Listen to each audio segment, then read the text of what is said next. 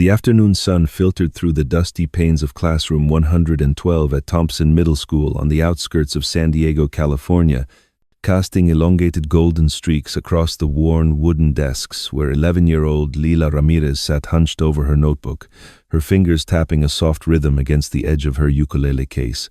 The faint melody of a lullaby her mother used to hum, echoing in her mind like distant waves crashing against the shore.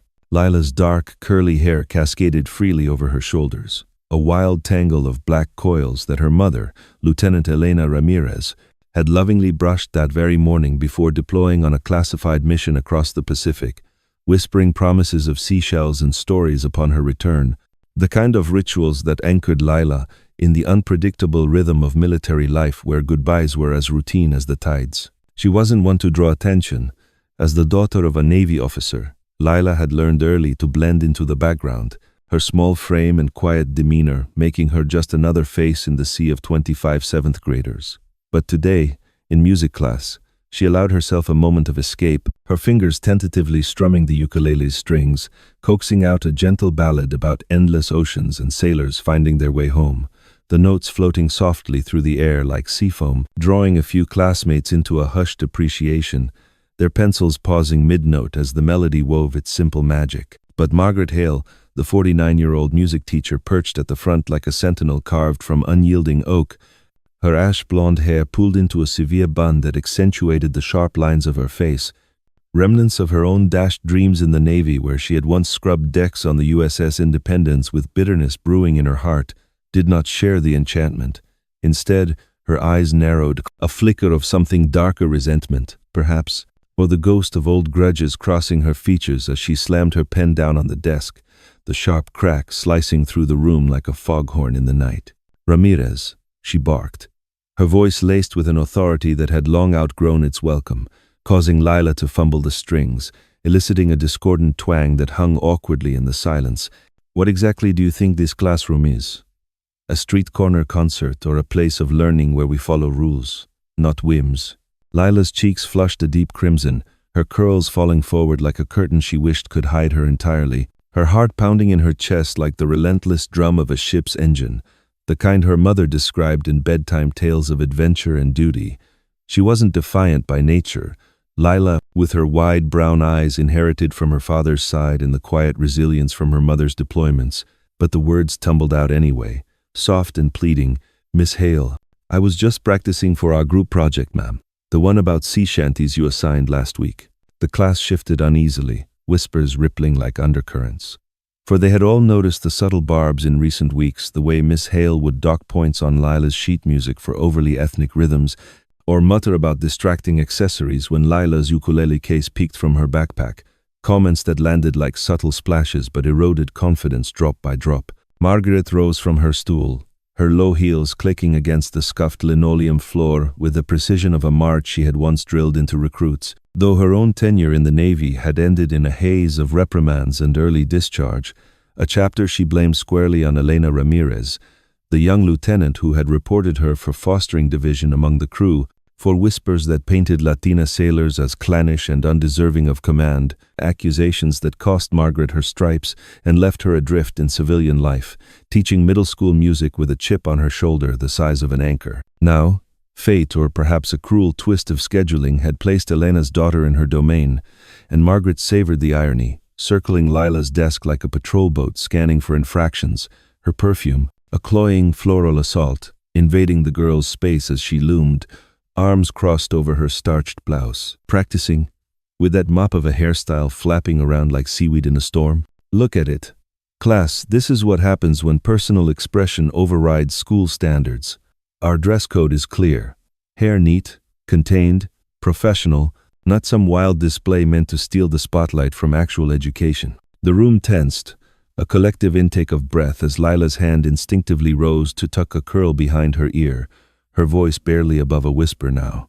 "But Miss Hale, my hair, it's just how it grows.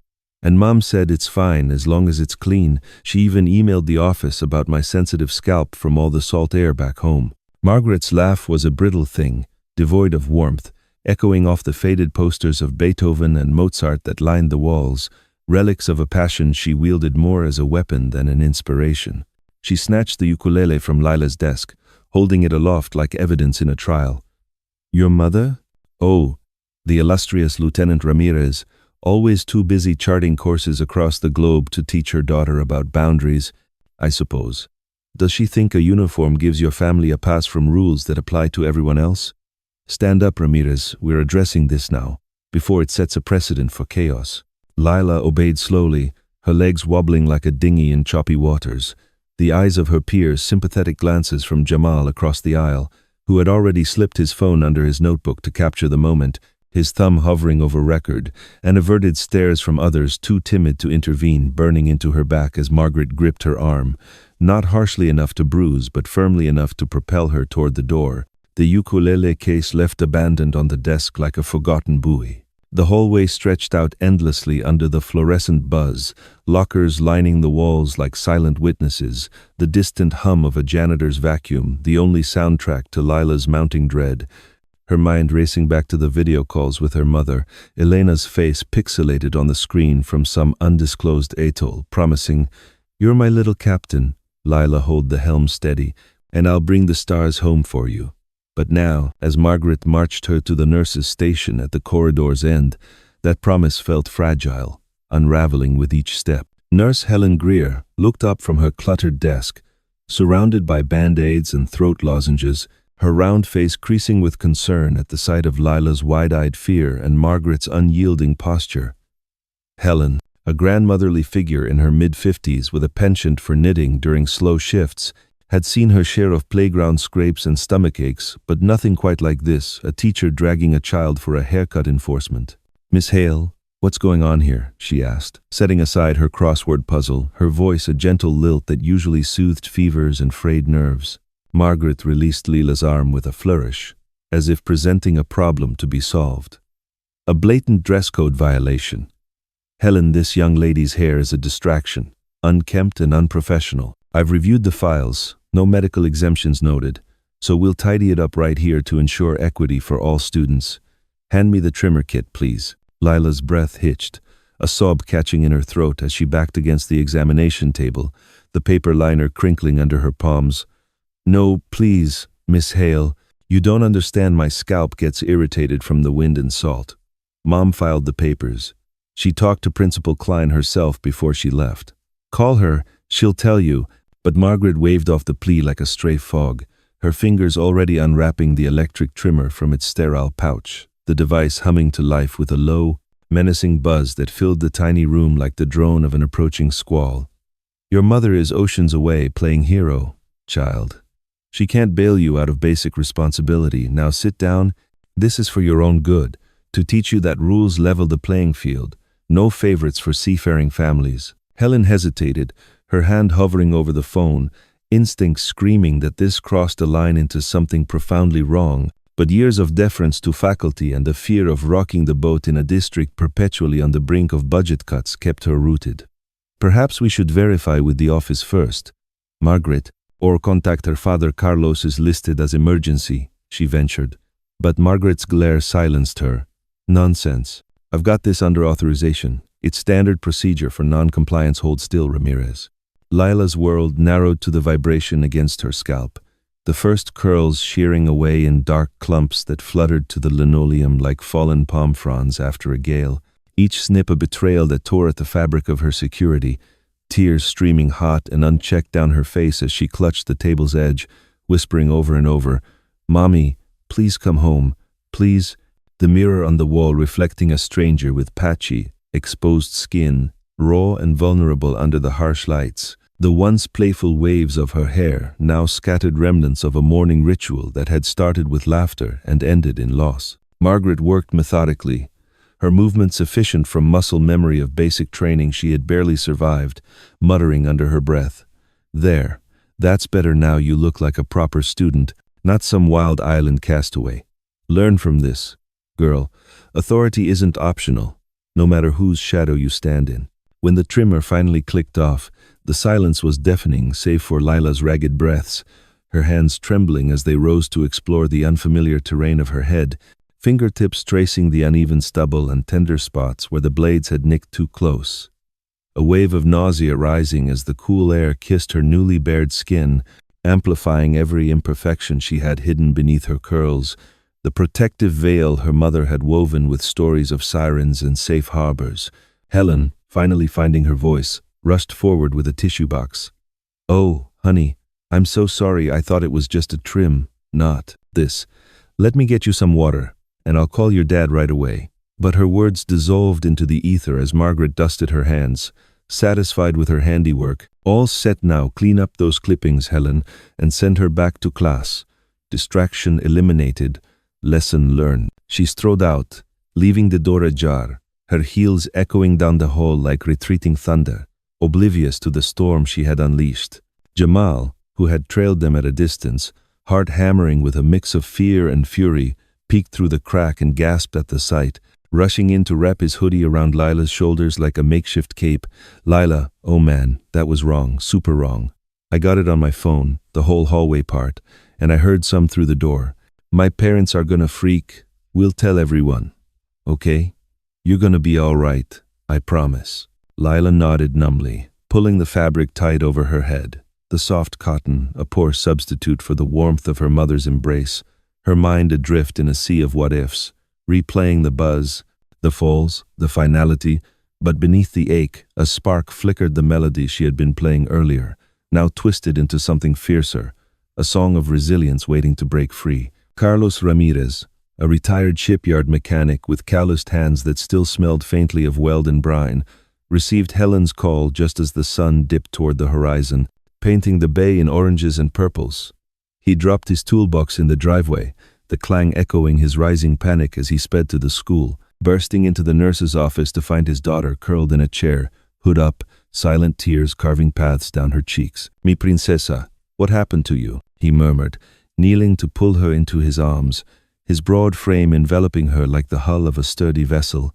But even as she buried her face in his shirt, whispering fragments of the ordeal, Carlos's mind raced to Elena, to the secure line that bridged their worlds, knowing this was no mere schoolyard mishap but a deliberate wound, one that demanded reckoning from the depths. Far across the Pacific, on a vessel slicing through midnight waters, Elena Ramirez paused mid-briefing, her tablet chiming with the incoming message, the grainy photo of Lila's altered silhouette hitting her like a rogue wave, her commander's poise cracking just enough for her executive officer to notice.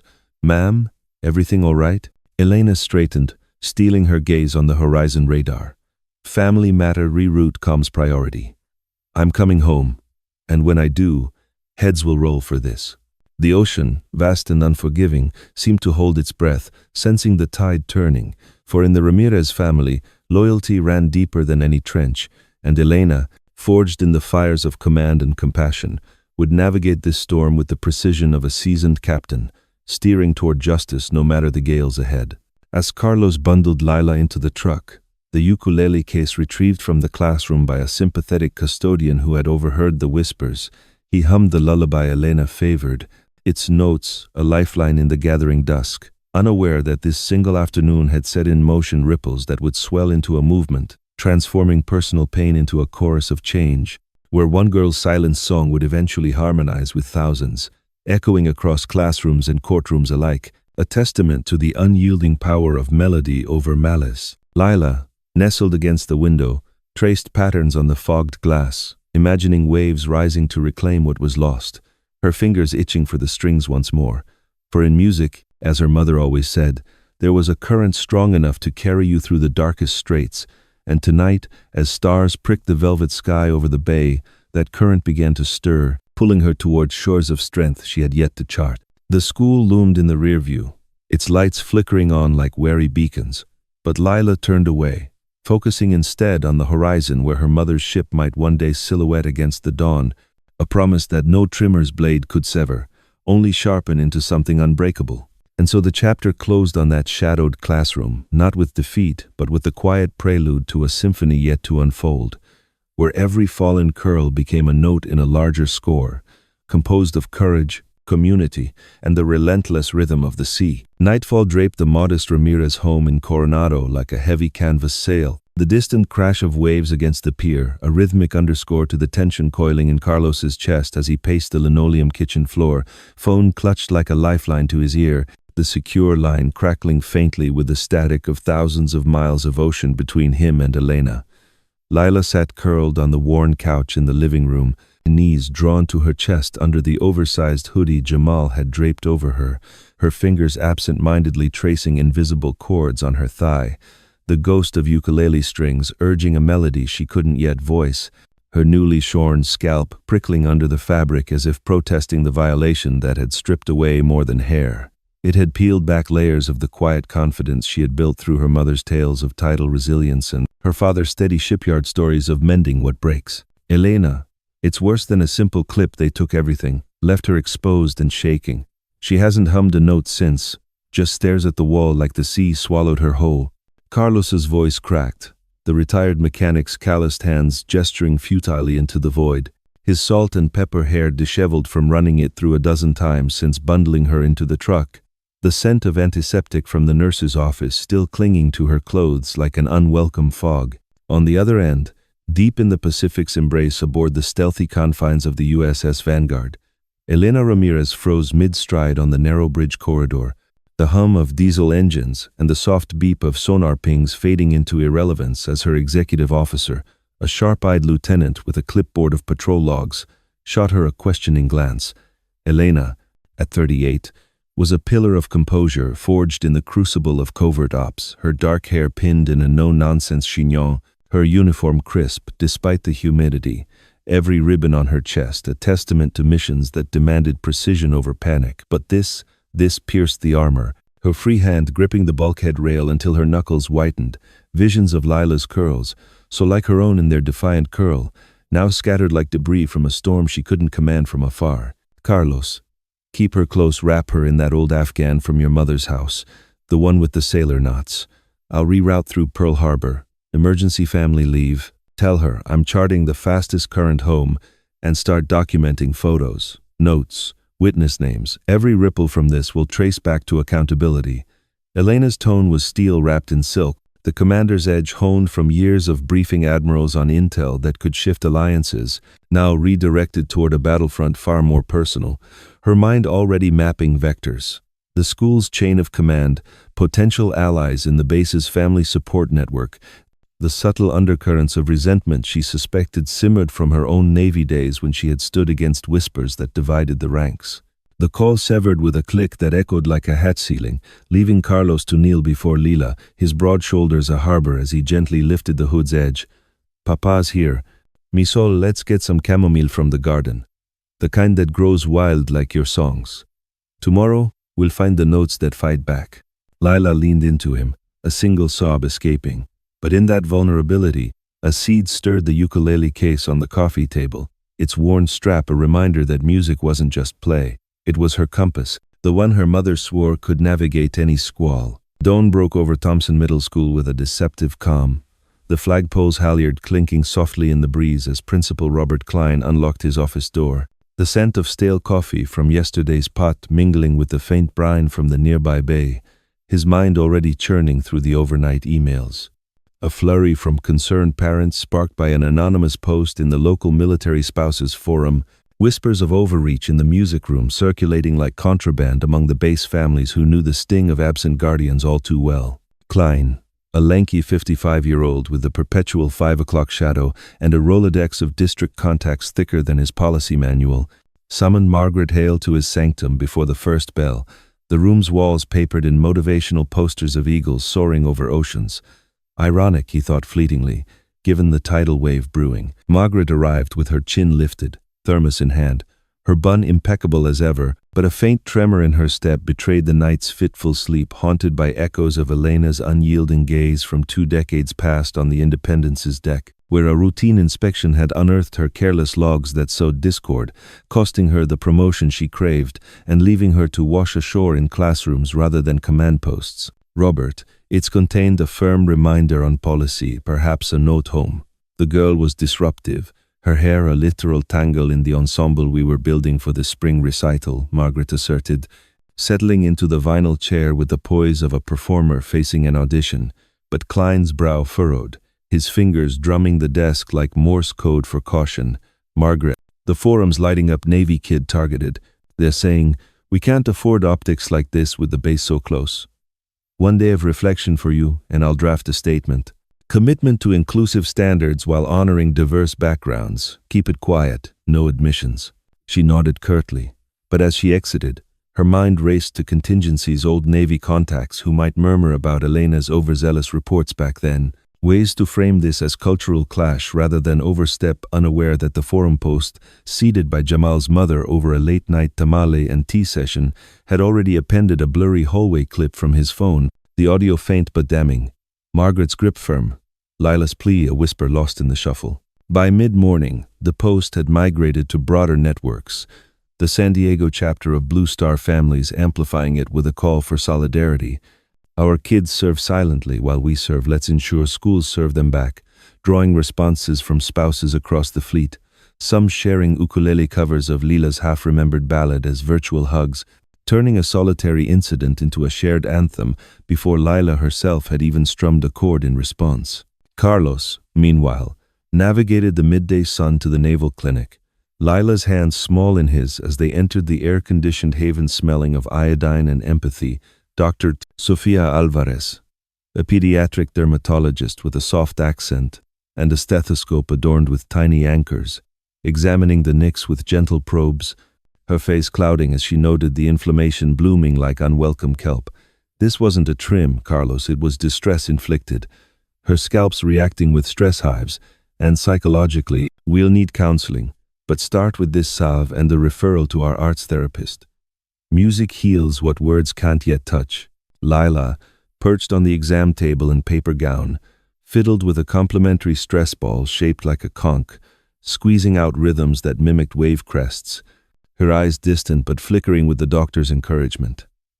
Draw the song in your head, Mija. Let it wash over the hurt. Back home, Carlos forwarded the report to Elena's secure inbox, attaching a photo of Lila tentatively plucking her ukulele, the notes emerging tentative, but true, a bridge across the miles. Elena, en route via a military hopper from Hawaii, devoured the files mid-flight, her tablet screen reflecting the storm clouds below, her strategy crystallizing, leveraged the uniform code's family protections, rallied JAG contacts, but above all, center Lila's voice through melody, for in her daughter's strings lay the authenticity no brief could match. Touchdown at North Island brought Elena earthward in a whirlwind of salt air and seabird cries, her sea bag slung over one shoulder, dress blues impeccable despite the haste, the base's sentry saluting as she commandeered a staff car, the drive to Thompson a blur of coastal highways where pelicans wheeled like spotters overhead.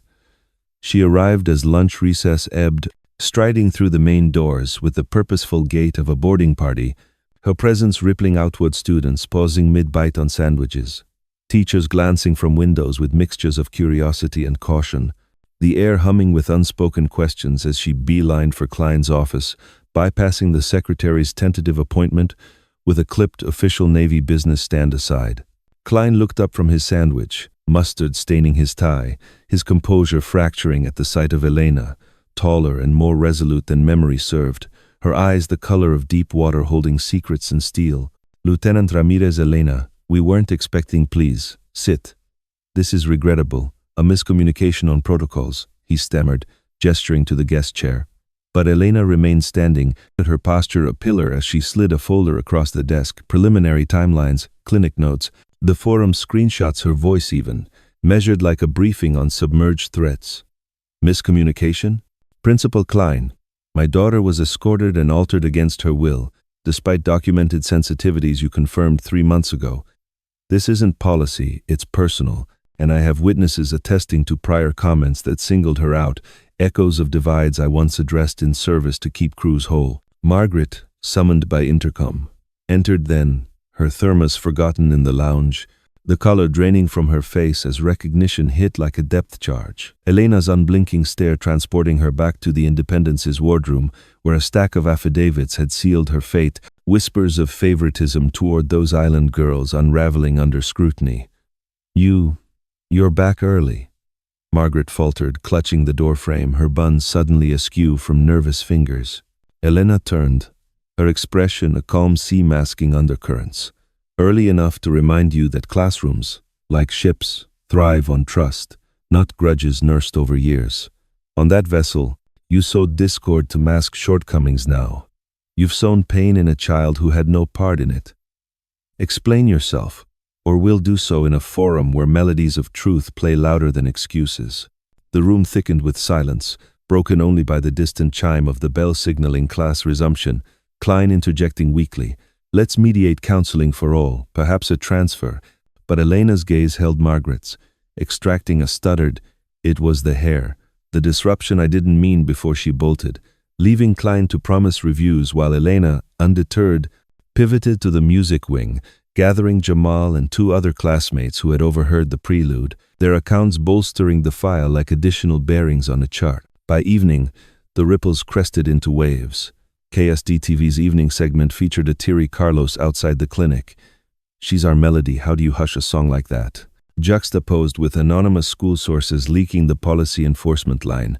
But Elena countered with a poised interview at the base chapel, ukulele in hand as Lila, coaxed by the setting sun's glow, strummed a few bars of her emerging tune, "Waves Don't Break," her voice a fragile thread weaving hurt into harmony.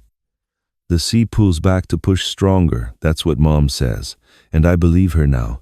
The clip went viral within military circles, spouses remixing it into group sing-alongs on secure apps, turning Lila's vulnerability into a collective refrain that pressured the district's PR machine into overdrive.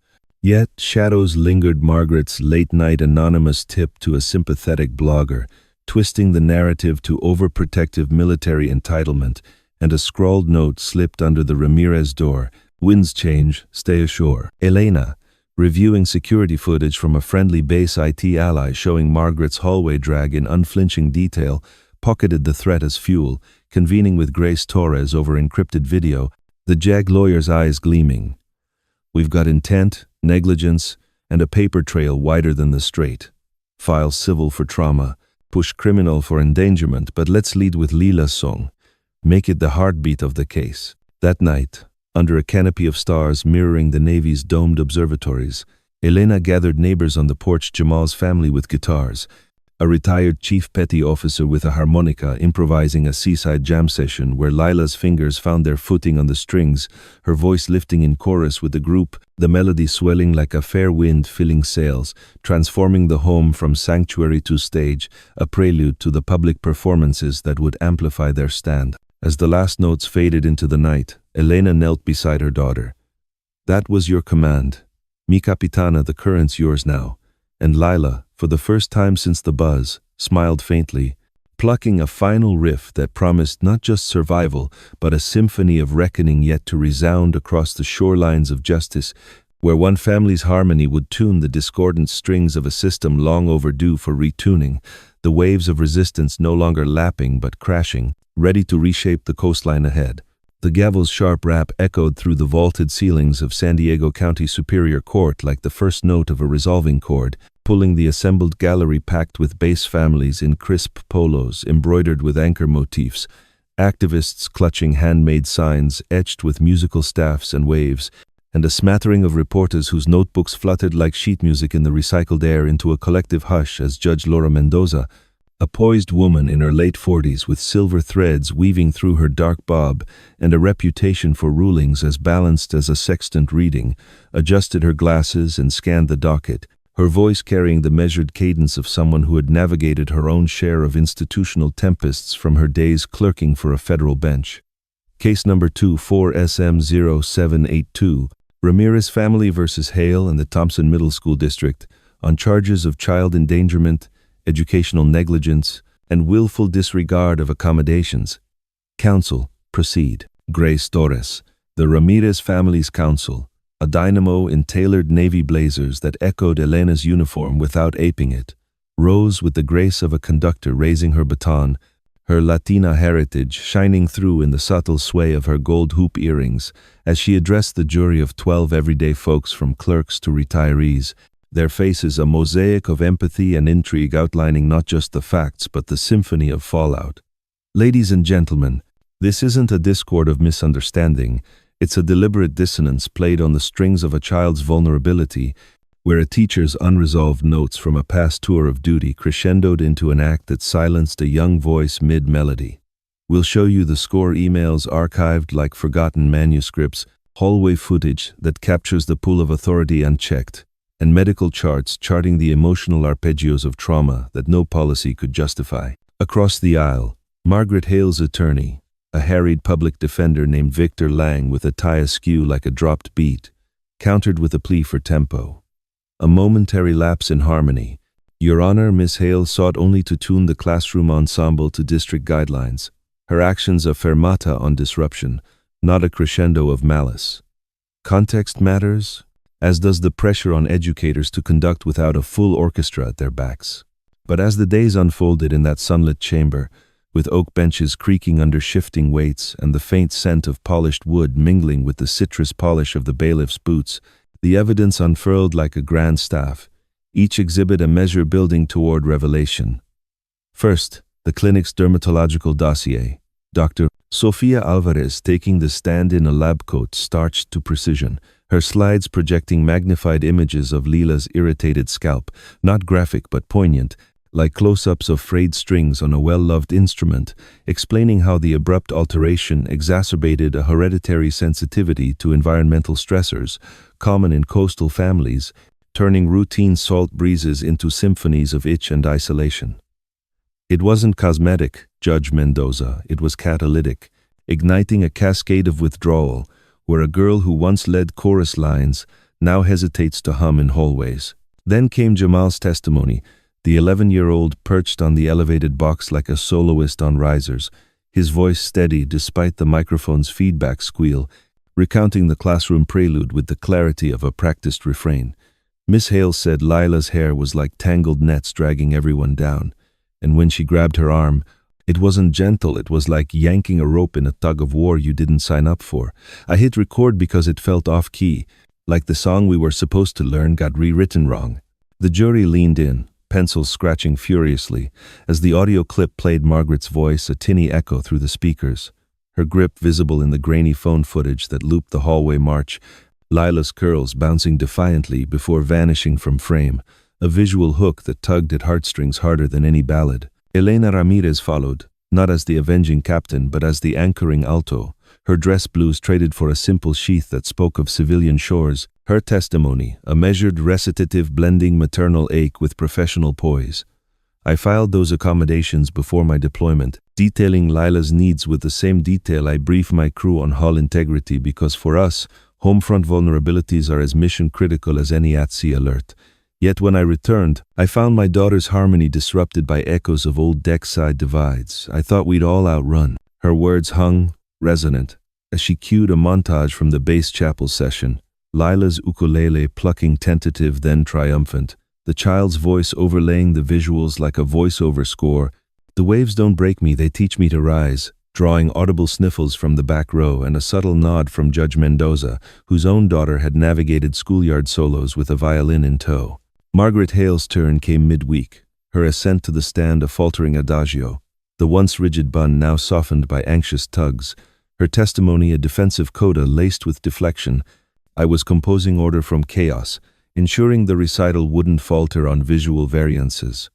The Navy taught me discipline, and yes, Lieutenant Ramirez's oversight back then stung, but I harbor no grudges. This was policy, pure and simple, a clip-to-clip distractions. Yet cross-examination by Grace unraveled the thread, exposing deleted emails recovered via IT subpoena, Margaret's own queries into Leela's family background, time-stamped weeks prior, laced with notes like Navy ties potential pushback, and a forgotten log from her district training seminar where she had flagged cultural hair practices as escalating liabilities, her facade cracking under the weight of implication, tears smudging her mascara as she conceded. It built up, the pressure. I saw her curls and heard the old criticisms ringing. The prosecution's crescendo arrived with the psychologist's aria, Dr. Ramon Vasquez, a soft-spoken specialist in adolescent arts therapy with a goatee trimmed like a treble clef, presenting anonymized session transcripts where Lila's drawings evolved from jagged waves crashing in isolation to interlocking crescents supporting a fleet of tiny boats, his charts graphing her progress. Music became her metronome, steadying the arrhythmia of anxiety. Without it, we'd see prolonged dissonance, skipped classes, muted interactions, but with it, she's recomposing, turning minor keys into majors that could inspire her peers. Closing arguments framed the finale, Grace likening the case to an unfinished symphony. Let this jury be the composers who resolve it justly, ensuring no child's overture is cut short by adult solos gone awry. Victor's rebuttal pleaded for grace notes. A single offbeat doesn't define the score. Mercy for the conductor under strain. Deliberations stretched into the humid afternoon, the gallery milling in the courthouse plaza where food trucks dispensed fish tacos wrapped in foil like hidden choruses, Elena pacing with Carlos under a jacaranda tree shedding purple blooms like confetti for an uncertain encore, Lila sketching wave patterns on a napkin with a borrowed pen, her lines fluid now, less fractured. When the jury filed back, the forewoman, a music teacher from Chula Vista with calloused fingertips from guitar frets, unfolded the verdict sheet with hands steady as a downbeat. On count 1, educational negligence, guilty. Count 2, child endangerment through disregard, guilty. Count 3, failure to honor documented needs, guilty. Gasps rippled like applause withheld, Judge Mendoza's gavel punctuating the resolution as she sentenced Margaret to 18 months probation, mandatory retraining in cultural competencies, and a 5-year bar from educational roles. Her words a judicial coda: authority is a baton, not a blade wielded to uplift or step off the podium. Restitution of $50,000 for therapies and lost recital fees, plus community service composing workshops for at-risk youth. Cheers erupted, tempered by sobs. Elena enveloping Lila in a hug that smelled of salt and resolve, the girl's whisper, "Did I win the song?" Drawing a vow, "You composed the victory, mi amor." The verdict's echoes reverberated beyond the courtroom, cascading into district-wide audits that unearthed similar off-key episodes, overzealous dress enforcements on hijabs, sidelined accents in language labs, prompting California's Board of Education to unveil the Ramirez Accord in spring assembly halls statewide, a framework mandating annual sensitivity symposia, with Lila's Waves Don't Break adopted as its unofficial anthem, played on loop during orientations where new educators pledged to harmonize differences. Elena, reassigned to shore duty at the Naval Postgraduate School, channeled her operational savvy into the Anchor Notes Initiative, a nonprofit blending music therapy with advocacy, partnering with Blue Star families to distribute ukulele kits to deployed kids, each emblazoned with "Tune in, not out," funding scholarships for coastal arts programs that drew Lila as a junior mentor by 14, her workshops filling with hesitant strummers who shared stories of silent solos, her guidance a gentle fermata. Your notes don't have to match the sheet, improvise the bridge. Yet the movement's maturation brought modulations at 16. Lila faced a digital discord when a pseudonymous troll farm, remnants of Margaret's disgruntled allies, flooded her budding SoundCloud page with dissonant comments. Navy brat fakes the blues, the barbs hitting like static on a radio scan, triggering a relapse of stage whispers during her first regional showcase. Elena, now a full commander helming curriculum reforms for JAG's Family Law Division, coached her through it over midnight chamomile. Trolls are just echoes in empty halls, amplify the real chorus, leading to Lila's counter-album Echoes Rebound, tracks sampling ocean recordings from Elena's deployments, debuting at a bass gala where admirals and aides swayed to lyrics layering loss with lift. The blade cuts curls, but not the curl of the wave that carries me. The release charted modestly on indie playlists, but its ripple reached the Pentagon's education liaisons, inspiring a federal directive embedding arts equity in DoD school charters. Lila testifying before a House subcommittee at 17, her ukulele slung like a sidearm as she strummed interludes between points. Schools should be concert halls for every voice, not critics' rows. By her college audition at Berkeley, Lila had evolved into a fusion artist, blending mariachi riffs with electronica swells. Her thesis project, a multimedia installation touring naval bases Currents Uncut, where interactive stations let visitors remix their own resilience anthems, drawing crowds from Pearl Harbor to Portsmouth. The exhibit's digital appendix logging over 5,000 user-submitted melodies, a living score of solidarity. Elena, promoted to captain and posted to the War College, watched her daughter's TEDx talk go viral, the stage lights catching Lila's regrown curls tied in a sailor's knot. Her closing riff, a call and response with the audience.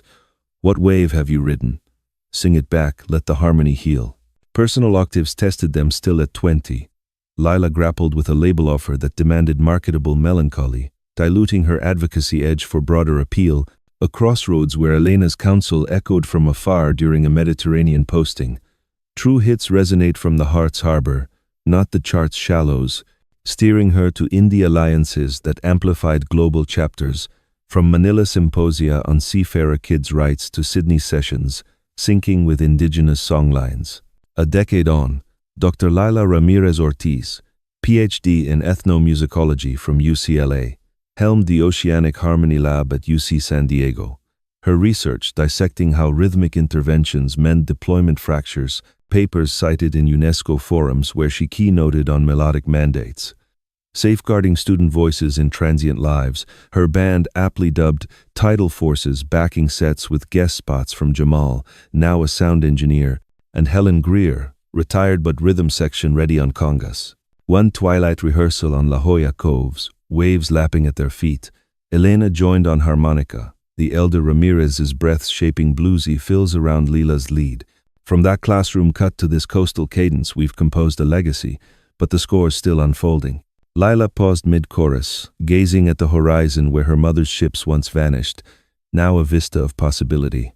And every note honors the ones we almost lost: the curls, the confidence, the chance to conduct our own lives. As the sun dipped, painting the Pacific in symphonic hues, their jam swelled into the salt-laced air, a finale without end, where Justice's melody, once muted, now orchestrated change across oceans and octaves, reminding all who tuned in that from the sharpest discord, the sweetest refrains could rise, wave upon wave, carrying forward the unstruck chords of tomorrow. If you hold that no young heart should face a silent string, and that rhythms like Lila's merit the grandest applause, drop respect in the comments below. Moonlight danced on the breakers where Lila first rediscovered her pluck, proving that even the deepest troughs yield to the pull of a persistent tide, forever tuning the world to tunes of tenacity and togetherness.